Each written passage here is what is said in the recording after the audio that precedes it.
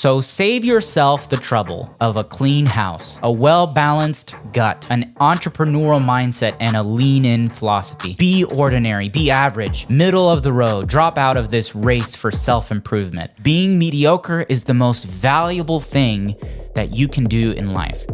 My gut was like, what the heck? This is dumb, you know?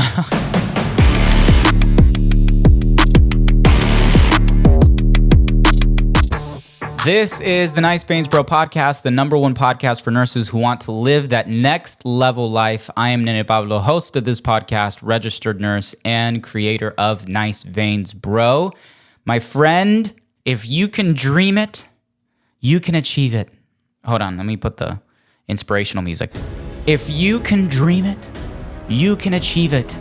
If you believe it, you can attain it. You're gonna make it. You're gonna fulfill it. Just do it. Famous Nike swoosh. Hold up. What is it? What is it? Is it just me, or does it feel like there's all these inspirational things about making it and attaining it, and half the time we don't even know what it is? Oh, well, it's anything you set your mind. It feels like sometimes we are all about achieving a certain thing or accomplishing a certain quote unquote it. And it becomes this rat race of achieving a bunch of stuff. And it's not even about accomplishments that you want for yourself a lot of the time. It's what society deems as quote unquote successful accomplishments. Today we're talking about feeling satisfied or unsatisfied with the life that we are living, having a pursuit of excellence for our own lives, or having mediocrity. We're talking about mediocrity and satisfied versus unsatisfied. We've all heard of toxic masculinity. We've all heard of toxic environments. We've heard of toxic feminism, maybe. But there's a new one. And this new toxic is the toxic motivation. When I first heard this or read it recently, I was like, wait, this is a thing? How are you I don't know. I guess you could be toxically motivated to do something bad. I don't know. But at first I was like, this doesn't make any sense. But apparently it's this movement that is fighting against the idea of kind of pushing you and telling you to have personal development, all this. I guess I would be toxic motivation, because I keep saying, oh, this podcast is for nurses who want to live that next level of life. It's like, what does it mean to live that next level of life? And so I was reading a lot about this toxic motivation. It's there's a whole group of people who feel like it's over the top and all that. And I get that. But then I came across two articles that, they were articles that I came across now, but they were released in 2016 and 2017. But listen to these titles. This is an article by Christy O'Reilly. I don't think she has anything to do with the auto parts store, but she released an article in January of 2016 entitled, "What If All I Want Is a Mediocre Life?" And then, a year later, another article by someone else references that previous article, and it was released on April 1st, 2017 by Monique Bowley. Look at this title. It says, "Being mediocre is the most valuable thing that you can do in life." My gut was like, what the heck? This is dumb, and I don't know anything about these ladies that wrote these articles, but I am not your guy when it comes to, and this is a downfall for me, is that I have a tendency to be kind of a little bit of a workaholic. I have a bad tendency to be all about like the hustle, and I don't want to rest and lots of, I kind of go off the deep end. I have a bad tendency to do that. And we're going to look at these two articles and see what they have to say and my reaction to it. I'm a couple of years late, 26 and 2017. I'm making this in 2023. Lord have mercy. But we're going to cover it anyway. That's the topic for today. Don't go anywhere.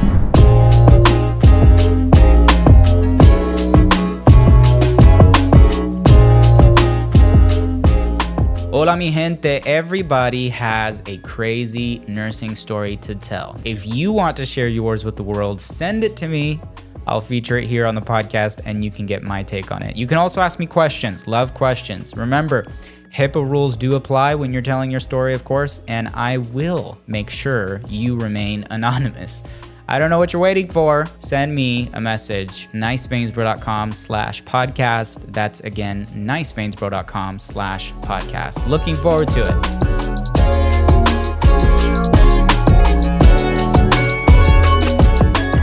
How do we escape the rat race? This framework. There's a lot of different things. That's a big question there. But what I'm referring to is the framework of chasing and chasing and chasing after a goal, right? You set a goal, then you achieve it, and you feel disappointed because you had like this mission to get it done. And once it's done, it's kind of like, underwhelming? And so you're just kind of like, what's the next goal? And what's the next goal? And it's you're chasing after these highs. It's like living for the next high. So it's kind of like a rat race. It's like running in one of those things that the rat runs in the rat cage. What is it called? The little wheel. And you're kind of running and you get exhausted. And it's always like moving targets. It's like you go to school, you get your education, you get married, you get a job, and you put these expectations for you. You're going to get a nice car. You're going to get a nice house. You're going to have kids. You're going to even go somewhere to travel, and you actually go there. And it's always like these goals that we have for the future. And when we achieve them, it's like we're constantly disappointed. Like, I thought this was going to be it. I thought this was going to be it. I thought this was going to be it. And until we die. Recently, I saw a post on Facebook of a doctor friend of mine who spent many, many years like laser focus on achieving this dream of his to, go through medical school and then go through residency. And like finally, after so many years, he achieves it. And it was, he like posted, he was like, I'm super grateful, but it's like underwhelming a little bit, It can be kind of depressing because when you are always telling yourself or someone else is telling you, like, you'll make it, you're going to make it. It's like, what is that it? It always changes. There's always something new. It's never going to be like you do something and you arrive. What does it mean to arrive? So some people want to solve this idea or this problem that we have as humanity with mediocrity. Like the idea that you don't need to achieve something else. You actually are okay with just being like mediocre and stop achieving things. Like make mediocrity the goal. And when I mean the goal, I mean the goal. At first I was like, no, this can't be it. But no, this is what these two articles are saying. So article number 1 was the one that was entitled, What If All I Want Is a Mediocre Life? And again, I don't know anything about this lady. She's probably the sweetest person on earth. But here are these quotes. This is what it says. What if all I want is a small, slow, simple life in the space of in between, where calm lives? What if I am mediocre and choose to be at peace with that? Now, the first half of that quote is more than fine. It is great. What if all I want is a small, slow, simple life? Yeah, that's fantastic. But then at the end, she says, what if I am mediocre and choose to be at peace with that? That doesn't really fit in the same idea. Like that sounds to me like you don't really know what mediocre means. She goes on and says, what if I really never really amount to anything when I grow up, beyond mom, sister, and wife, but these people in my primary circle of impact know they are loved and that I would choose them again given the choice? What if I never build an orphanage in Africa, but send bags of groceries to people here and there and support a couple of kids through sponsorship? What if I just offer the small gifts I have to the world and let that be enough? See, this is where I feel like she is giving in to the lie that doing these things is mediocre. That's where I have a problem with it. I get where she's coming from, like we don't have to do these great things. But I think the problem where she's running into is that she is making a comparison. Like she's focusing on what other people are doing as opposed to doing the best that she can. So she basically is calling herself out, doing these really great things. I mean, sponsoring kids, buying groceries for people in her area. I think that is actually going above and beyond. In many ways, more so than building an orphanage in freaking Africa. You're basically saying that other people doing something more extravagant is better than you.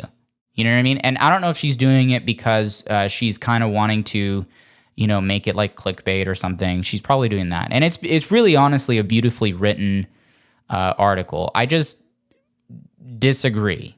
And then lastly, she says, what if I embrace my limitations and stop railing against them, make peace with who I am and what I need, and honor your right to do the same, except that all I really want is a small, slow, simple life, she says again. A mediocre life. See, she's basically shaming herself for wanting a small, slow, simple life. Like, there's nothing mediocre about that. That's amazing. That's my opinion. But she says a beautiful, quiet, gentle life. I think it's enough. So, yeah, I just have a problem with her calling those things mediocre. Those things are not mediocre.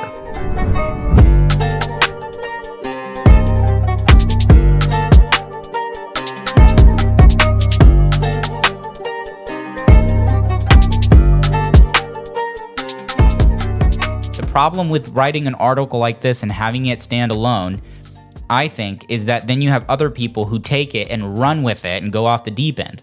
Like a year later, in 2017, released on April Fool's, I should mention again, Monique Bowley writes an article entitled, Being Mediocre is the Most Valuable Thing You Can Do in Life. And she refers to that other article. I mean, think about that. Being mediocre is the most valuable thing that you can do in life. She says, quote, the built narrative now in pop culture is if you're not progressing or striving for more, both of which I think are great. She continues, if you're not working hard on yourself, I also think that's great. She says, then you're hardly working. And what's the result of this human progress? She says, quote unquote progress. She says, we are more depressed than ever. Depression is now the leading cause of ill health and disability worldwide. The World Health Organization is calling it a global crisis. The last 10 years has seen an increase in another 18%. The rate of antidepressant use in the US alone rose by 400% between 1988 and 2008. She single-handedly in this article is basically blaming depression. What does she say here at the beginning of the quote? She says, if you're not progressing or striving for more, if you're not working hard on yourself. She says, we are more depressed than ever because of this because of basically people working on themselves and striving for more. I don't understand. That self-help industry is causing people to be depressed. I think the comparison from one person to the other is what's causing the depression. I don't think that the industry that's telling people to progress or to strive for more or to, work hard on yourself, to develop yourself, I don't think that industry is causing people to go into depression. This is her claim. This is literally what she's claiming. When we compare ourselves to the progress of others, the comparison part right there, maybe social media, for example, when you're comparing yourself to other people's lives and other people's progress, that it might be, leading to the depression. But no, she says that the idea of progressing or promoting the idea of striving for more or working hard on yourself, that promoting those ideas is what's bringing us into depression and having us take more antidepressants. No, I don't believe it. She says, peace of mind is held more easily by those who keep their expectations low. She literally said, what? She says, peace of mind is held more easily by those who keep their expectations low. In other words, don't try to be better. Basically, suck. And you will be happier. That's, you will have more peace when you suck. No, I don't know. I'm not your guy. I'm not your guy when it comes to that stuff, but I'm trying to keep it on with I'm trying to understand where they're coming from. Okay. I'm sorry. I mean, look at this quote. I'll share one more quote with you from this article. She says, so save yourself the trouble of a clean house, a well-balanced gut, an entrepreneurial mindset, and a lean-in philosophy. Be ordinary, be average, middle of the road, drop out of this race for self-improvement. Again, I have a tendency to work, to hustle to the point where it's, it is bad. And I have something to learn too. I think that they probably have good intentions, but I think that they are horribly wrong with their article and the way they're approaching this. As I was reading some of this stuff, I came across Mark Manson, who's a New York Times bestselling author. Maybe you've heard of him before, but he wrote something that I think sums it up perfectly when it comes to being mediocre. He said, mediocrity, as a goal sucks, but mediocrity as a result is okay. And I think that's perfect. I think it's a perfect middle ground, okay? Because you can't always shame mediocrity when it is a result, because when you try something new, you are going to be mediocre. Actually, you're going to be much less than mediocre. You're going to suck. And if you're full of shame because of your sucky results or because you are continually putting mediocre results, then you're never going to want to try anything. That's where I fall into, right? I'm going off the deep end on the other side than these ladies. And so the middle ground is recognizing that mediocrity is okay as a result. It should never be the goal that you're striving for. You should always try to see mediocrity as, you know what, look, I'm going to try this new thing. The results, again, keyword, the results are going to be mediocre. I'm going to continue to do this. I'm going to continue to do this, and I'm going to try again and be better, because the goal is not to be mediocre. But if I continue to kick out, mediocre results, then we have to ask different questions. Is this for me? Should I let someone else do this? Blah, blah. That's where I'm at. I don't know if you agree. If you agree with that, tell me what you think, actually. If you're watching this on YouTube, comment below. What do you think about mediocrity? Do you think that there's any room for mediocrity? When is mediocrity a good thing? Is it ever a good thing? Comment below and let me know. All right, I want to talk about life's greatest joys. Life's greatest joys, the satisfaction of life. Where does the satisfaction of life come from? Is it in achievements? Is it in doing something and accomplishing something? I think you might be surprised with my answer. Don't go anywhere.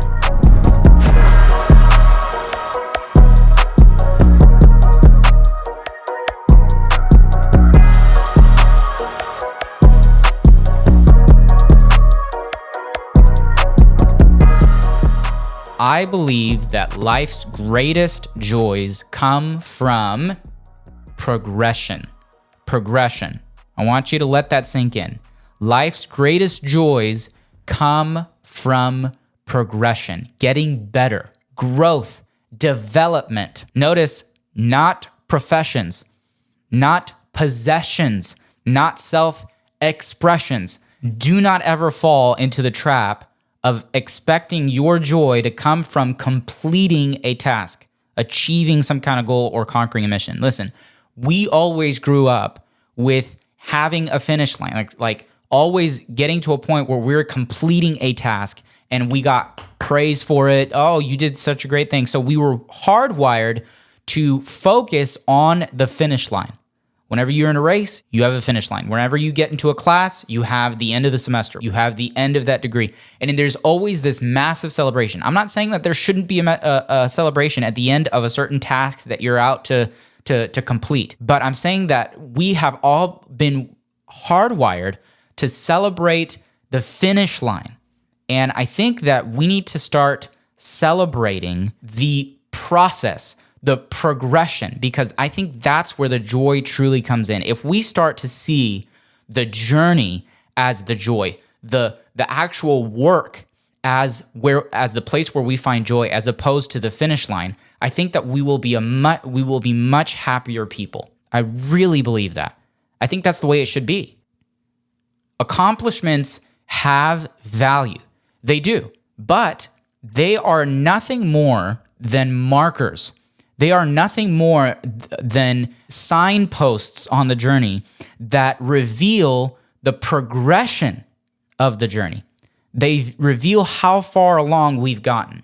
And they shouldn't be something for us to stop and, oh my goodness, we should just stay here. We have arrived. That's not the point of accomplishments. We have to understand, like when we finish school, when we find a job, when we get married, when we buy a house, we should view these things as a moment of celebration for how far our progression has gotten.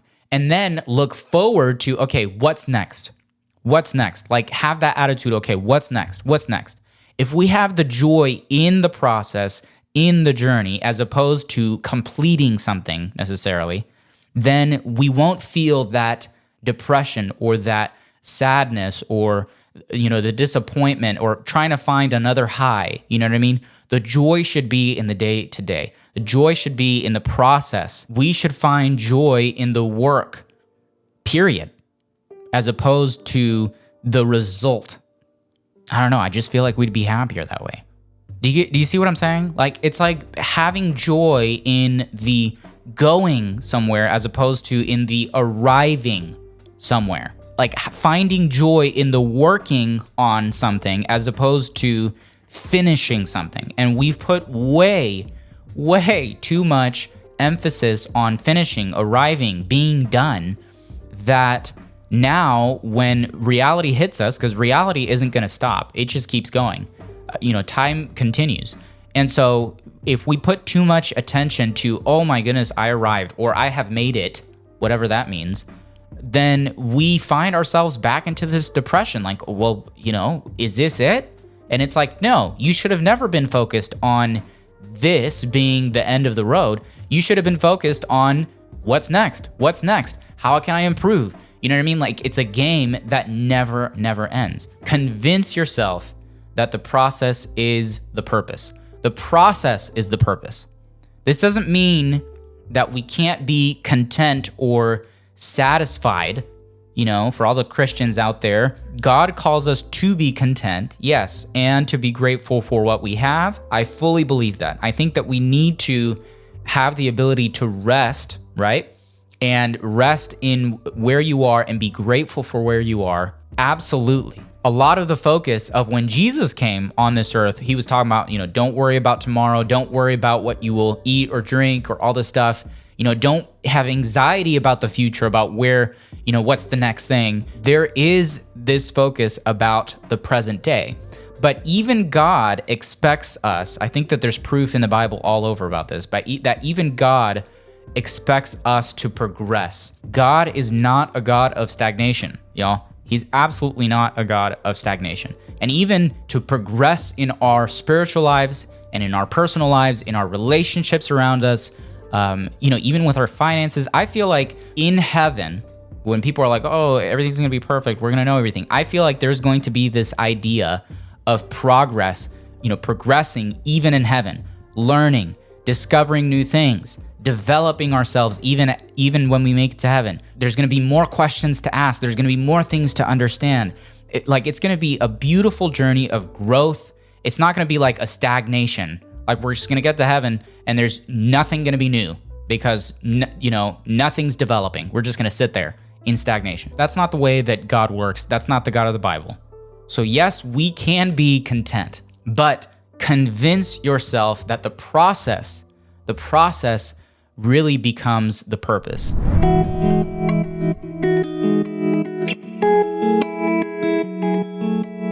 Hey, I just want to thank you for listening. It means the world to me, especially because at the time of this recording, I'm still only a couple months from starting this whole thing. So if you're interested in helping me build this brand even more, please share this podcast on your social media and grab some merch from the website at niceveinsbro.com. Got some great stuff there for sale. Send me a DM on Instagram and share some encouragement, some love, and some hate. I will welcome that too. But don't be shy. Talk to you soon.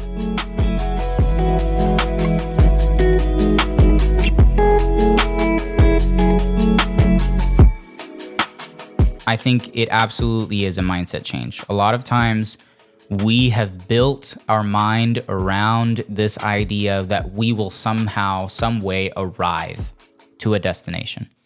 And I think that we need to find peace in this new mindset, this new reality that, you know what, we will never arrive. And that's okay. We're not going to ever get to the point where we don't need to work, where we don't have any responsibility, where we understand all things. We've seen it all. There's never going to be a time where you are absolutely perfect and there's nothing to change, nothing to improve about your life. I mean, if that was the case, you'd be God, okay? And that's just not the case. Enjoy the journey. Like, don't get anxious about arriving somewhere so that you can rest, because the journey shouldn't be about how quickly you get to somewhere. The journey should be about if you are improving that 1%, daily. Like we talked a few episodes back about not putting a zero. Don't put up a zero. Every single day should be a little bit of an improvement, And maybe the reason why you feel anxious, about arriving is because you're going too fast. You're doing too many things at one time, and so you can't find rest. Like, the point is, the journey should be a joy. The journey should be a joy. The fact that you will never arrive, that idea scares people. And, that it doesn't mean that you should settle then for satisfaction in mediocrity because you're never going to arrive. Be content and grateful for your process along the journey. Listen to this. The need to embrace stagnation and mediocrity, it comes from fear. It comes from fear. That's flat out what it is. Fear that will never, ever be good enough. That's where that comes from. The desire to want to accept mediocrity so we don't have to try.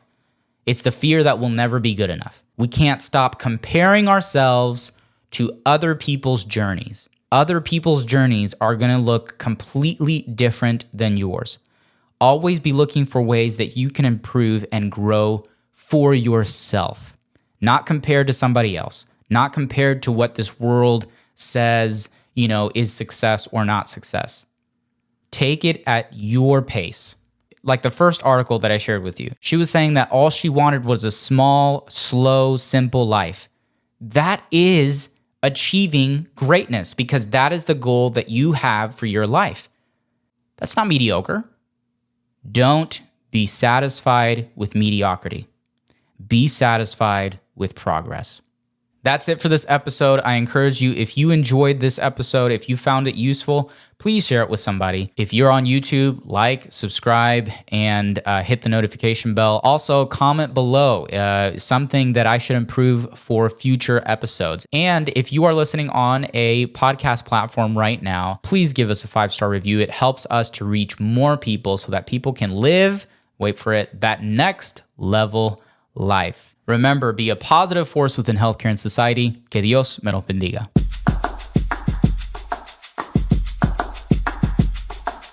When I would listen to podcasts before I became a podcaster myself, I didn't realize how much leaving a 5-star review helped. And so now on this side, I just want you to know that it really does mean a whole lot when people review and share the content.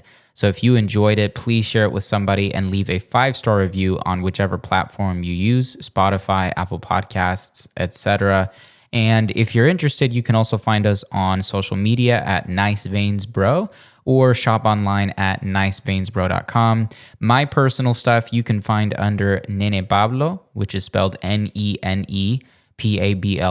I spend most of my time on YouTube making vlogs and videos and on Instagram. So I would love to connect with you. And remember, be a positive force and influence within healthcare and society. It's all about God, wellness, and purpose here. Thank you for listening.